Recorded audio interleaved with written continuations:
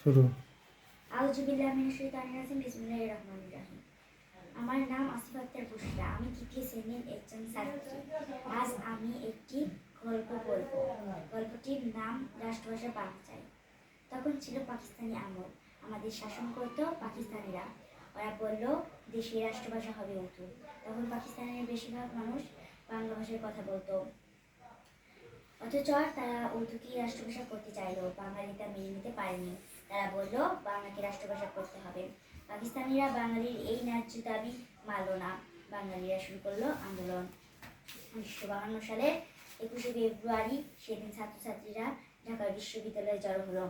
আগের রাতে তারা পোস্টারে লিখেছিল অ আ ক খ, লিখেছিল রাষ্ট্রভাষা বাংলা চাই। পাকিস্তান সরকার ভয় পেয়ে গেল। তারা বলল দেশের বেশি লোক একত্রে হওয়া যাবে না। কিন্তু বাঙালি কোনো বাধা মানল না।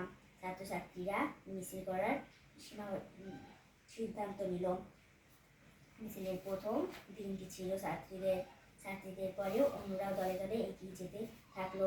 মুষ্টিবদ্ধ হাতে তারা স্লোগান তুলল, রাষ্ট্রভাষা বাংলা চাই।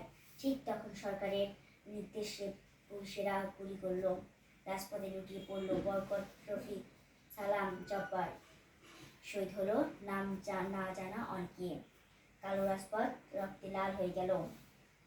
এই ঘটনার প্রতিবাদে সারা দেশের মানুষ ক্ষোভে ফেটে পড়ল। পরের দিনও মানুষ সমাবেশ করে, মিছিল করে।